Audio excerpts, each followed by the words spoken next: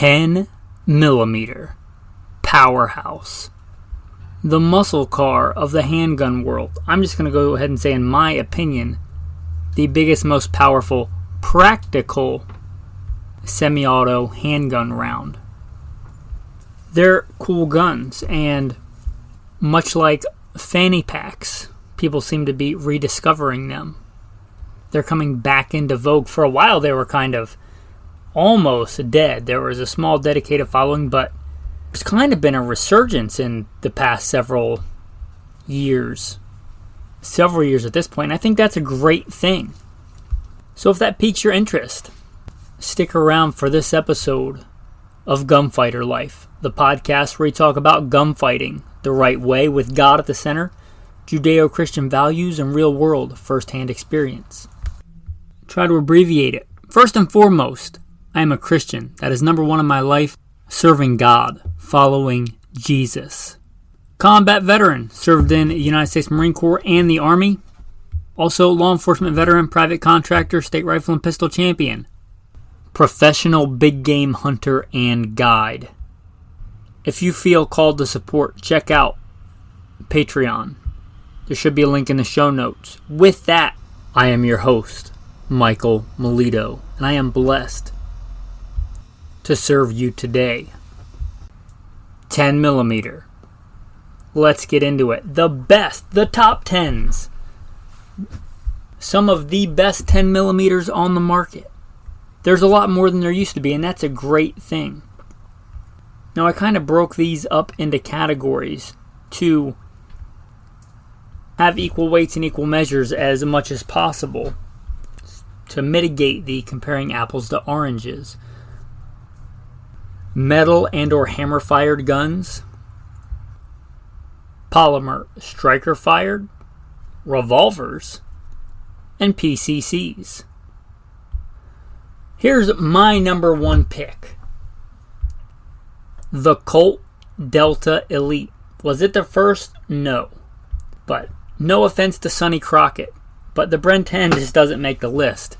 Kind of a very short-lived firearm. And this is Gunfighter Life. It's a very collectible, classic gun. But the Delta Elite has been around a long time. May have been the second gun, and I'm not exactly sure about that, but designed in 10 millimeter. It is an awesome gun. 1911s are awesome gun. Colt 1911s especially are amazing guns. I know, I just sold one. They're just beautiful, magnificent guns. They're cool guns. They are battle proven. So why not get that Colt 1911 in 10 millimeter? The Colt Delta Elite. There are several models, and you can go to the more elegant side with like the two-tone, and they still make these. You can go with a modern one with a rail, full stainless. And if you've listened, you know how much I like stainless. That'd be my pick. Colt Delta Elite, full stainless with a rail.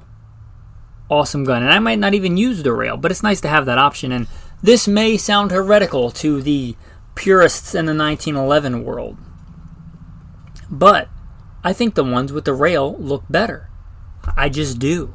I think they look better.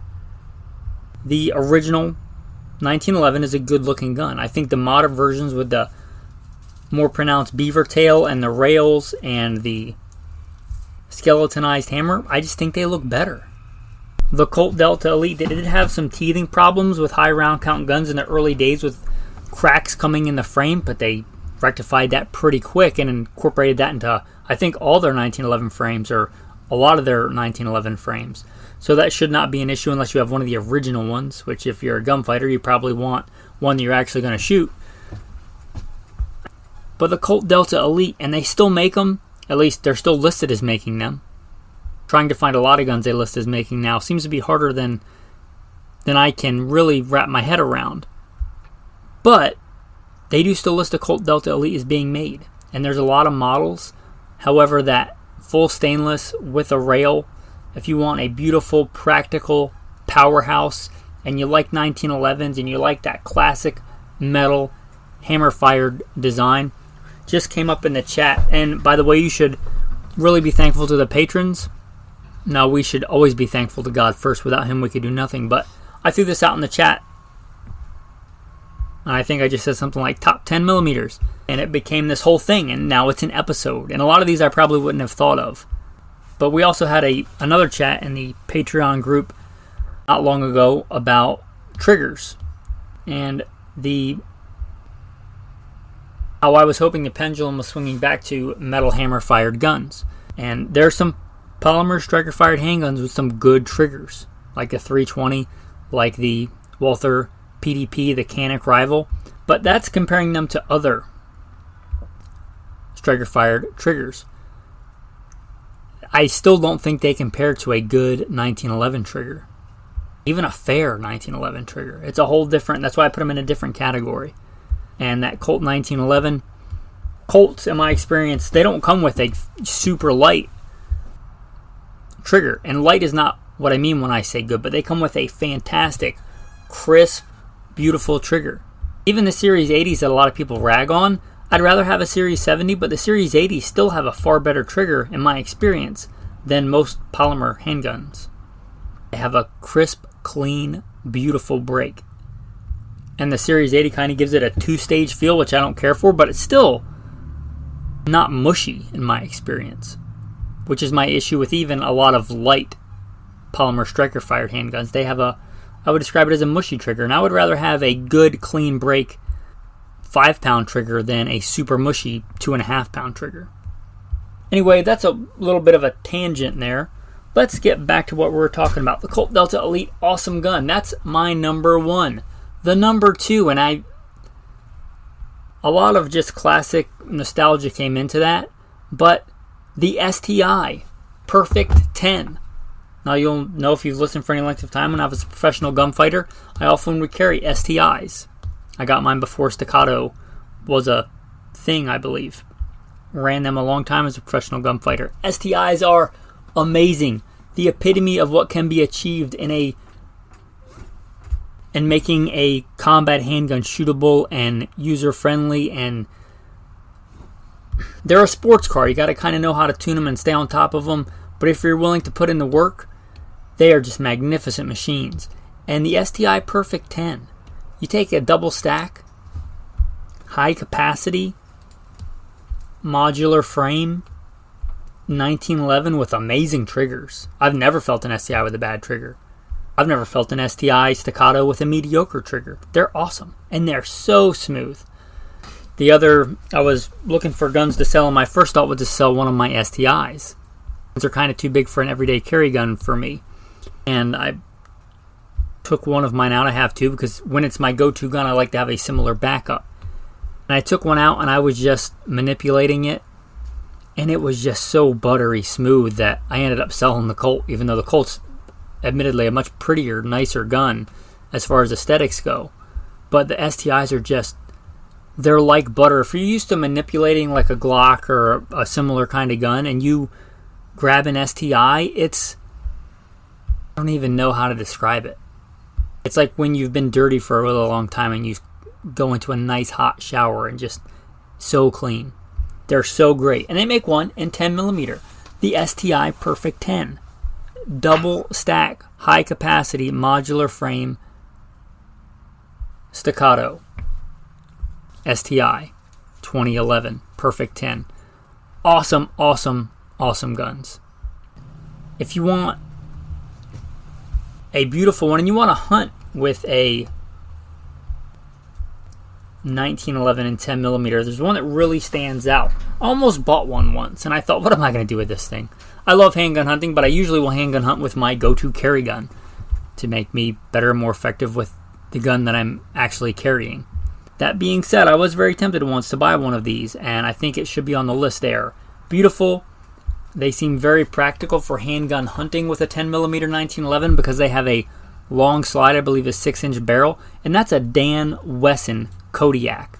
You pull up an image of a Dan Wesson Kodiak, they're just beautiful guns. They're just beautiful and practical. They would be great for handgun hunting. If you wanted to handgun hunt, you wanted a good trigger, you're familiar with the 1911, you want that extra velocity, that extra sight radius that comes with a long slide 1911, amazing choice. Dan Wesson's owned by CZ. From what I can gather, they have very good quality. I mean, CZ certainly has a good reputation as far as quality goes. But that Dan Wesson Kodiak, I think that's kind of a sleeper. A lot of people probably don't even know about it. They're beautiful aesthetically. They kind of do this really pretty, but also very practical kinds of finishes, and the G10 grips and Coyote, and you just have to pull an image of one up. This is an audio podcast, doesn't really do it justice, but they're just beautiful guns. I think a 6-inch 1911 would be a beast at EDC, everyday carry, but if you're going out to handgun hunt, it'd be a fine choice. The next one is going to be a good gun. I'm going to call it the budget pick. It's still not a cheap gun, but it's cheaper than any of the ones thus far discussed. If you want that 10mm 1911, and you want like a working one, like this may be your EDC. Maybe you live in an area where it's not just people behaving badly that you have to worry about, but I think in almost every environment, even in like rural Alaska, people behaving badly is a big threat. But you also have other threats. Maybe it's wild boar, maybe it's grizzly bears, whatever that is. And I just did a whole episode on not 9mm, when maybe 9mm is not the best choice. But if you were gonna everyday carry a 1911 and 10mm, you wanted a good working man's blue collar gun, and I think one company stands out at making a lot of guns like this, and this is going to be the slot that goes to them in this category as well, and that's the Ruger SR 1911. They make good 1911s. Are they a Colt? No, I don't think so, but they're really close. They're made well. Ruger has always fixed guns I've seen have problems, and all guns have problems. I'm not saying this one will. I'm just saying they're a decent company as far as that goes. In my experience anyway, they've even fixed stuff that I just straight up broke, and they fixed it, sent it back to me. You think revolvers don't break? Oh, they break. But anyway, going off on another tangent, coming back, bringing it back around, circling the wagon back to the SR 1911. Great gun. You can get it in 10mm. It's the one that I see anyway is stainless, so if you're going to carry it, you're going to carry it out in some more wild areas. Certainly could hunt with it. You certainly could carry it as a EDC gun if you're willing to carry a 1911 size gun. It's the same size as a standard 1911 if you're familiar with that, and you just want the ballistics of a 10mm. You don't want to drop $3,500 on an STI, right? They're a good option. So that Ruger SR 1911 and 10mm is a good, solid choice. Now, thus far, we've discussed 1911 platforms because, 1911's America. But there are other designs and there are other good ones. This would be a really good choice if you want to stay in the metal hammer-fired world, but you are not really familiar with 1911s, you're not really familiar with cleaning and tuning 1911s, and a lot of the gun culture 2.0 is not, to be fair. And if you don't want to dig into that, that's fine. You can still get a really good metal-on-metal hammer-fired gun with that good trigger, with all that stuff. And you can get that, and there's other ones, but my next go-to, if I wasn't getting a 1911, I would give a good hard look at the Sig Sauer P220. They make it in 10mm. If you're not familiar, this kind of predates the 226 and 229, which are and have been popular for decades in the military, special forces, police. They were kind of based on the earlier P220. P220 originally was in 45 ACP, but if you don't know, the 10mm has the same overall length, so a lot of guns that were originally designed in 45 have also been chambered in 10mm, like the 1911 we discussed. But the P220, it's a great gun. It is very, very good and reliable. It's like the 1911. It's a single stack, but it's got a lot less moving parts. It's a simpler operating system. Trigger is not as good as a 1911, but it's still a good trigger. It's still a metal hammer-fired trigger. Comparing that trigger to comparing a Glock trigger is kind of like comparing a Honda Civic to a Ferrari. Yeah, both will do pretty much the same thing. They'll both get you down the road, but they're not the same car. A Glock trigger and a 1911 or even a Sig P2 whatever series will both make the gun go off, but it's a much better experience with a hammer-fired gun. Let's just say that. In my opinion, your opinion might differ, but to me, if you want that metal on metal, you don't want to go plastic fantastic. You want a metal hammer-fired gun, but you don't want the tuning and the cleaning and the weird disassembly of a 1911, which I'll concede those are real things. Then you might look at the SIG P220 and 10mm. There's been a couple of different models. There's the Legion model. If you don't know, the Legion is like the creme de la creme. If you think of the SIG series as like different coffee places, I would consider the SIG Legion like the Dutch brothers of their series. It's just kind of the best tasting. They're really good versions of the Legion. In a lot of the different categories, they make them in the polymer striker fires as well, but they also make a Legion version of the P220 and 10mm. They also, I think, made one a while back in Cryptex. I don't know that they make that anymore, but that one also really cool if you're looking for a hunting gun. I will concede that you don't need camo a lot of the times, especially to hunt big game, but if you wanted one in Cryptex, you just like that, that's kind of your thing. They also made one like that. But a great, elegant, more modern, simplistic, but still kind of that old world taste of craftsmanship, design. You may look at that P220 10mm. Really cool gun. Now there is another one. This will be the last one in this group before we transition to the plastic polymer striker fired handguns that are so in vogue for the past, I don't know, decade or so. And this one's kind of an in-between world. They've been around a while. Tanfoglio. Who? Tanfoglio, man. Repping the 10mm for the Italians. They've been around a while. They've been around years and years. They're kind of a sleeper as well. I don't know the exact mechanics. I've never owned a Tanfoglio, but they seem to work just fine. They've been around a while. They seem to be loosely based on the CZ75 platform, which is a good platform. Was the CZ75 designed under communism? Yeah, it was. That doesn't make it a bad gun. The Mauser 98, arguably one of the best bolt actions in history, was used by the Nazis. That doesn't make it a bad gun. To be fair, I think that predates that, going back into the Kaiser days, but you get where I'm going. It's a good design. It seemed to be okay in beefing it up to 10mm. I see some metal ones. I see some polymer ones. That's why it's kind of in this quasi in-between kind of world here. And they can be very affordable. So if you want an affordable 10mm, but you don't want a plastic striker fired, you're kind of in between, then you might look at the Tanfoglio. Kind of a sleeper, but being made for a while, this basic design, so I got to imagine there's some merit to it. Now, transitioning to the polymer striker fired. And I'm going to have to put the SIG 320 10mm in the first spot. And I really love the Smith & Wesson M&P, which we'll get to, but here's the rub. When you get to these polymer handguns, usually what they try to do is shove as many rounds as they can into a handgun, in my opinion, without making it ridiculous. A lot of people buy guns based on capacity. Well, this one holds 2 more rounds. It must be a better gun. Here's the issue. I'm not a big fan of that in general, but especially when you get into these large frame guns, double stack 45s and double stack 10mm are big, big handguns. They're a big, beefy grip. Go pick up a Mark 23. The often jokingly referred to as the crew serve handgun. It's a great gun, it's just huge. And I've been doing a series recently, I may continue it on Patreon, Dry Fire with Milito, and I talk about proper stance and grip.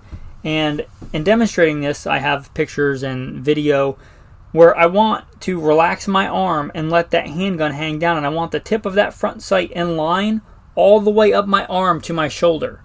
And when I rest my finger on that trigger, I want the center of the pad. If you look at your finger, God gave us this wonderful thing. The center of that swirl, the center of that pad, you want it to rest on the center of that trigger. And some of these guns get so big that I can't do that. If you have really big hands, maybe you can. For a lot of people, you have to cock these guns to actually be able to squeeze the trigger properly, which means instead of that recoil going into your whole hand and your arm and your body, it goes a lot into your thumb, which is not good. Not as good. Can I shoot them? Yeah. Can you shoot them? Yeah. Can you shoot them effectively? Okay.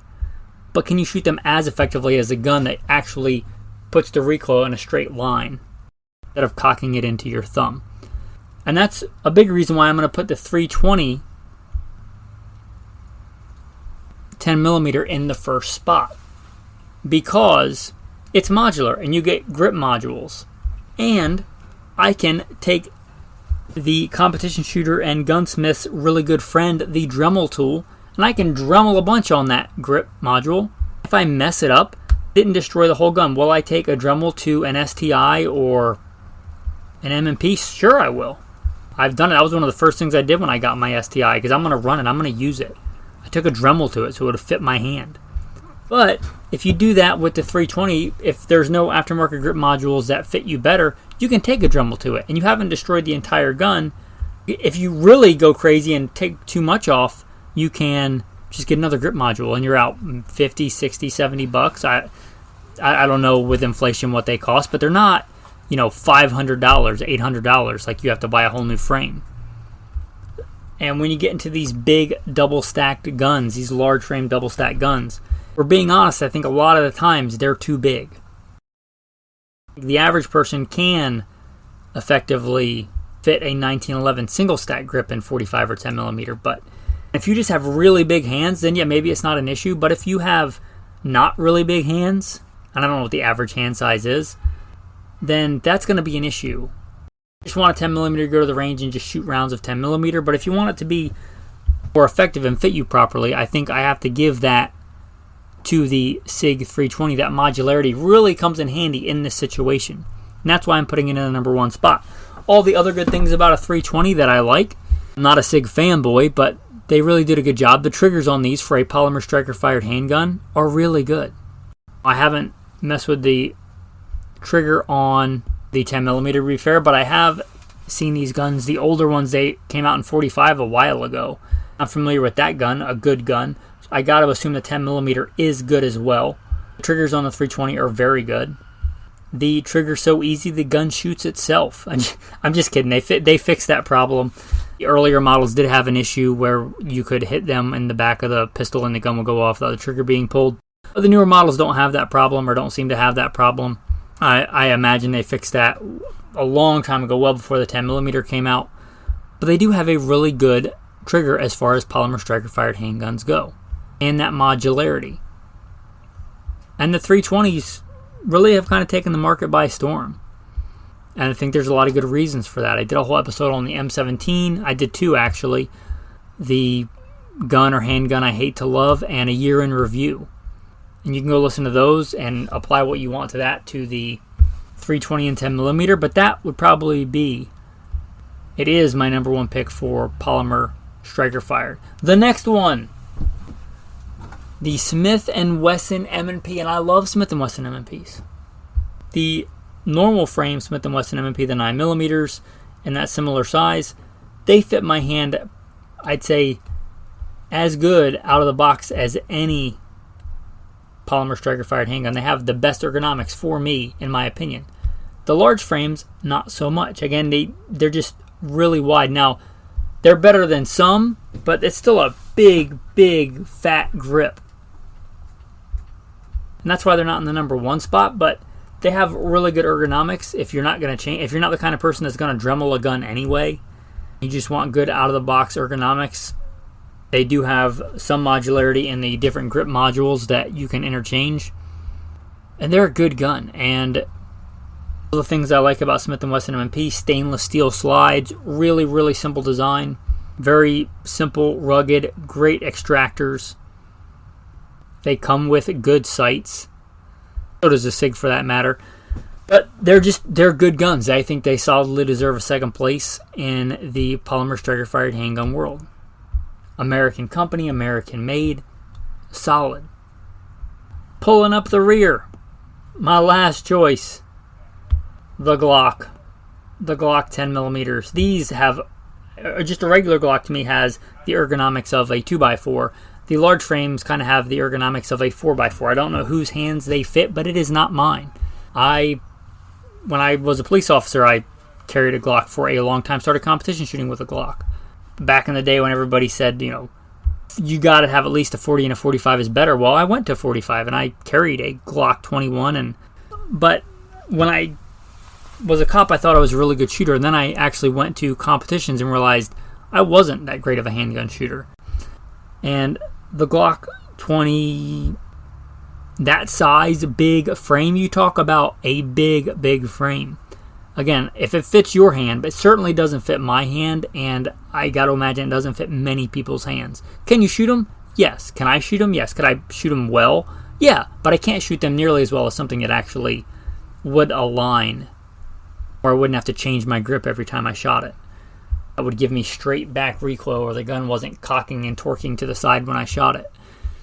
If you just want a high capacity 10mm that will make a lot of noise and go off, then a projectile down range when you pull the trigger, Glock 20, there you go. If you're just a Glock guy, and a lot of people are, they walk down the aisle with that Glock and commit themselves to Glock. If that's you, then the Glock 20 and all the other variants of it, which also include the Glock 29, and there's some short frame versions of these. If I was going that way, I certainly would go the short frame route. There's the Glock 29 if you just want a smaller, compact 10mm, and the Glock 40 if you want a super long slide. To be fair to the Glock 20 or the Glock 29, I think those would be a fantastic choice for bear defense if you wanted a 10mm semi-auto. You weren't planning on hunting with it, you weren't planning on using it for personal defense from people, you just wanted a bear defense semi-auto 10mm that was going to be reliable. And the trigger pull on it when a bear is trying to gnaw off your face is kind of less relevant, let's say. It would not be a bad choice for that. So I'll give some redemption there for the Glock 2029. So that's going to be it for the polymer striker fires on my list for 10mm.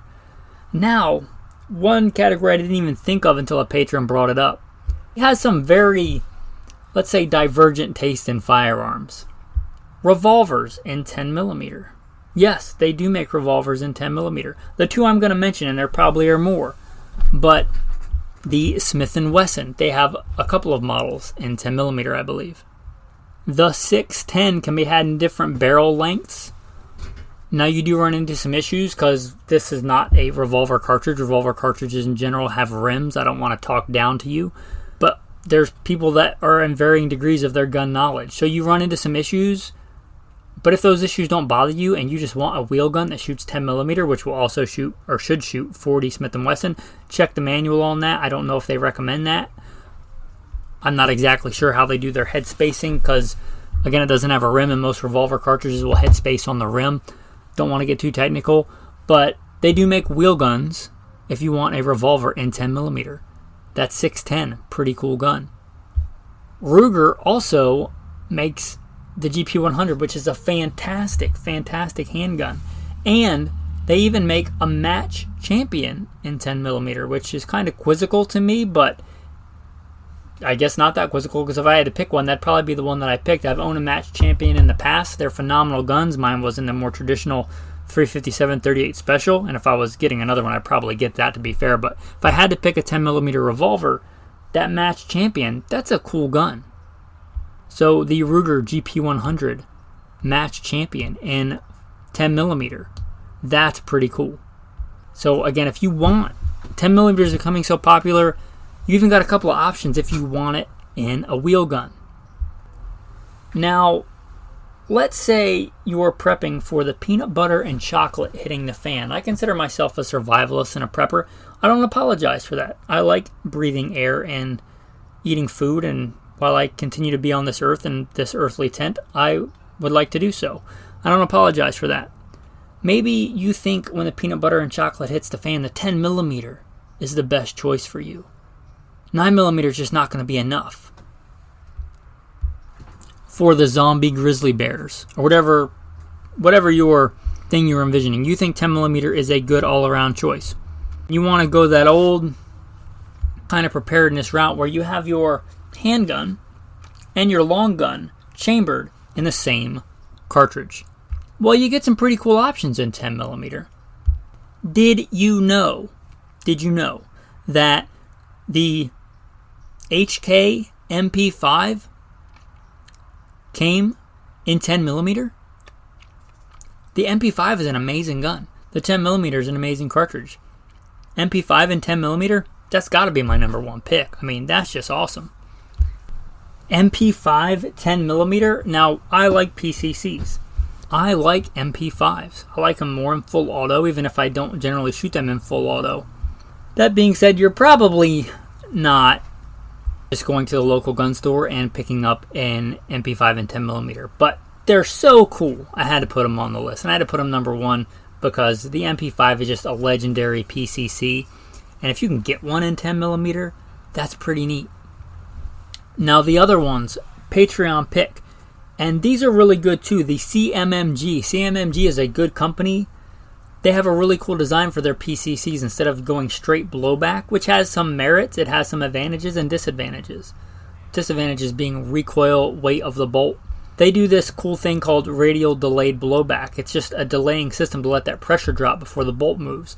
And they kind of machine the bearing surface on the bolt head to an angle. I don't want to get too technical into that, but it seems to work pretty well. And they make the CMMG Banshee, which is kind of their short or their PCC, in 10mm. That would be a phenomenal gun. I think it would have a lot of merit in reducing recoil, especially in a 10mm in a small PCC. And no, when I say PCC, I'm not getting into the whole what ATF considers a pistol or a rifle or a carbine or whatever that. I'm talking about from practical use. It's a small, handy carbine. However it is quantified or classified by rules and regulations. I'm talking about from a user standpoint. And a practical description. CMMG Banshee, they're cool, and how do you make a PCC cooler? Well, I'd put it in 10mm. Another patron mentioned this one, the Chris. The Chris in full auto I think has merit. The Chris in semi-auto, I think it's a lot of added complexity for I don't know how much benefit. That may be unwarranted or unfair, but they do make it in 10mm. And one of the big claims to fame in the Chris is that recoil, I don't even know what they call it, a counterweight, counterbalance system where, and I assume if you're listening to this, you fired a firearm, it recoils generally the path of least resistance. Since most of your body weight and mass and strength is down, the gun generally recoils up. Well, this gun has a system in which to force mass down when you fire to mitigate's not the right word. Maybe mitigate is the right word, to kind of mitigate some of that recoil. So if you're going to do that, might as well do it in a 10mm. So the Chris in 10mm, it's a thing. Wouldn't be my thing, but if you want it to be your thing, do what you want to do. And I got to throw in a really cool budget, practical 10mm. Now, I wouldn't do this in a handgun, but the high point carbines. Say what you want about them, but they work. They make a high point carbine in 10mm. If you want a fun carbine on a budget that fires 10mm, now if you're on a budget, you probably don't want to buy 10mm, but it's just a really cool gun, and they've been out a while now, and I haven't heard any recalls or anything on them. I don't know how much the bolt on that thing weighs, because I do believe the high point carbines are straight blowback. So I don't know about that, but they seem to work just fine. And the high point carbines are a budget PCC that just works.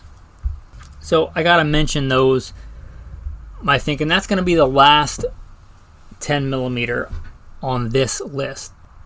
If you want to contact me for whatever reason, prayer, advice, constructive criticism, good, heck, even persecution. Jesus said we will be persecuted, right? GoodShepherdTraining.com. GoodShepherdTraining.com. Should be a link to GoodShepherdTraining.com and Patreon in the show notes. If you thought this was at least entertaining, useful, and practical, you want to support the message. You want to support the podcast, a podcast that you can listen to without the foul language, without the blasphemy, you use the Lord's name in vain. You just want to support, become an active member of the tribe. You can do that with the Patreon link. Just go to Patreon, Do all kinds of cool stuff on there. Hopefully the patrons think it's cool. I have an insider chat, which I've alluded to many times. I also just did an area study of the lower 48, the U.S. states, and bug out areas, different factors and all that. Many cool things like that on there. Anyway, if you want to check that out, become a patron. Link in the show notes. With that, tactical tip of the day, and then the verse of the day. Tactical tip of the day. That was me blowing in a plastic bottle, if you care. Anyway, tactical tip of the days came up recently in a chat. Shooting sticks. Not the big tripods. I'm talking about sleek shooting sticks, monopods. I was a professional big game hunter and guide, which you probably know if you listen to the bio. They were quite common and are quite common in the PH, professional hunting and guiding world. And I would say mostly for clients. And here's why I pontificate as to why they are.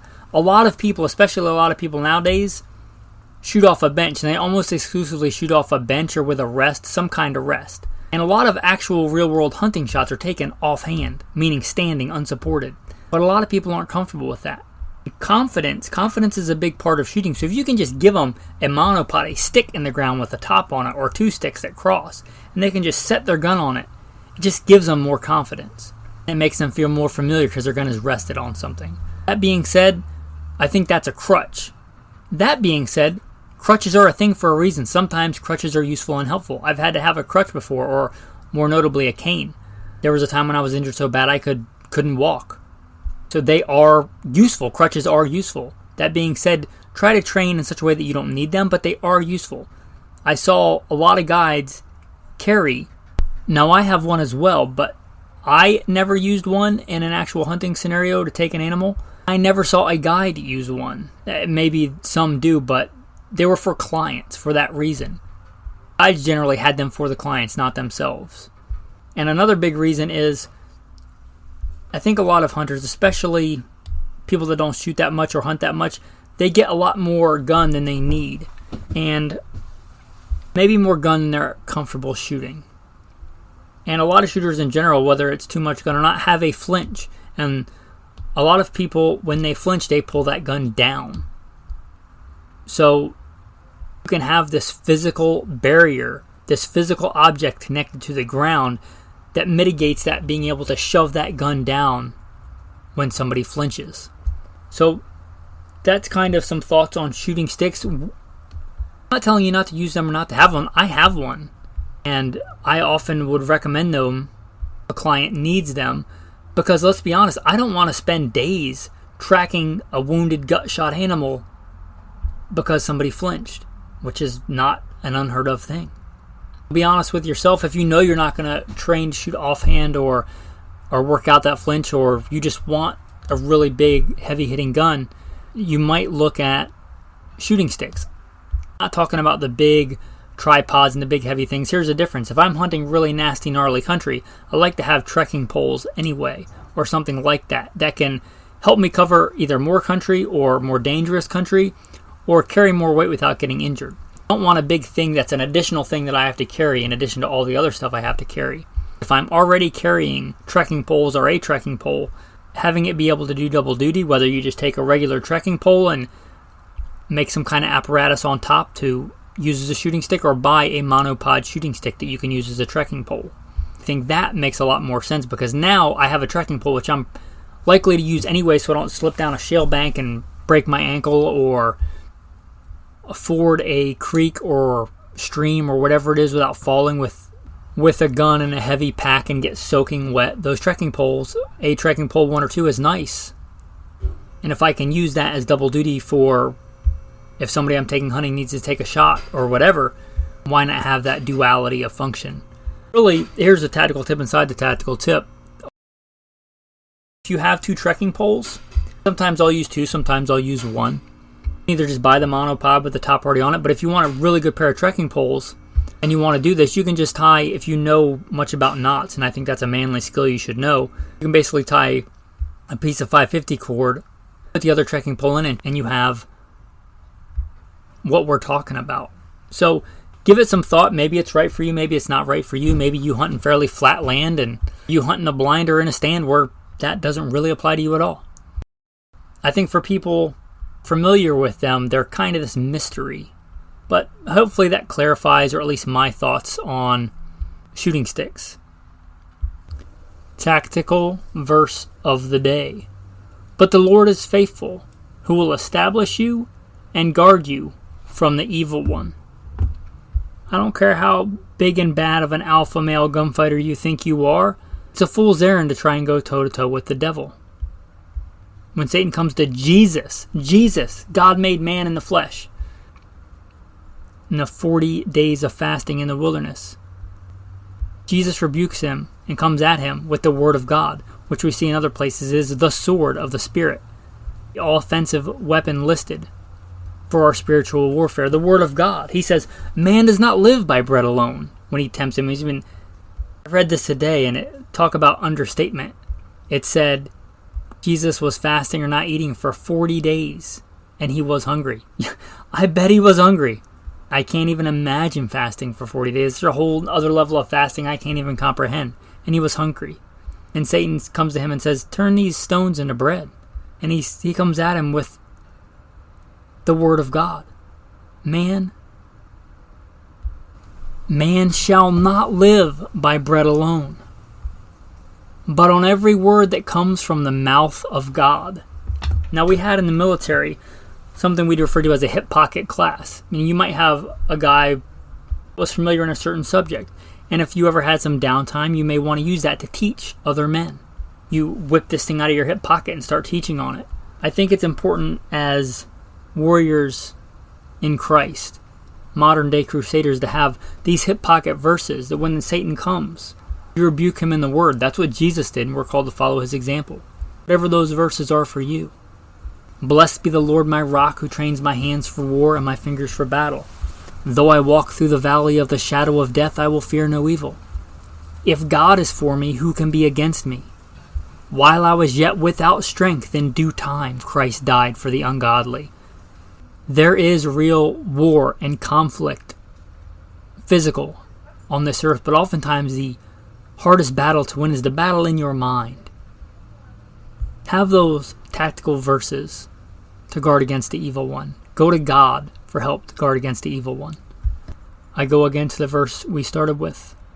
But the Lord is faithful, who will establish you and guard you from the evil one.